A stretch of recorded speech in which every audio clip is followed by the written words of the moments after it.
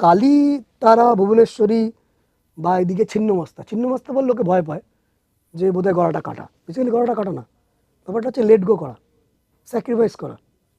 ছিন্নমস্তার ছবি আছে দেখবেন, 3টে ধারায় রক্ত ছড়িয়ে যাচ্ছে। এর গল্প আমি পরের দিন বলবো, কাহিনী বলবো।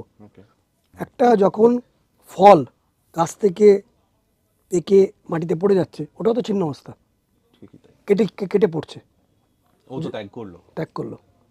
একজন সন্তানের। এরকম আমাদের যদি ত্যাগের কথা কোনো উদাহরণ দেন, মানে আমরা করি বা করতে পারি। আমার তো বেসিক্যালি শ্রীরামকৃষ্ণদেবকে বলা হয়েছিল, একজন জিজ্ঞেস করেছেন, একজন স্টুডেন্ট বলতে পারেন, ভক্ত বলতে পারেন, যে আমাদের কি করা উচিত বা গীতা পড়ে আমরা কি আলটিমেটলি বুঝবো। বললো গীতাকে জাস্ট উল্টে দে, ত্যাগী। বাহ, টোটাল গীতার 700 শ্লোক একটা কথা, ত্যাগী, sacrifice. I want that, I don't need.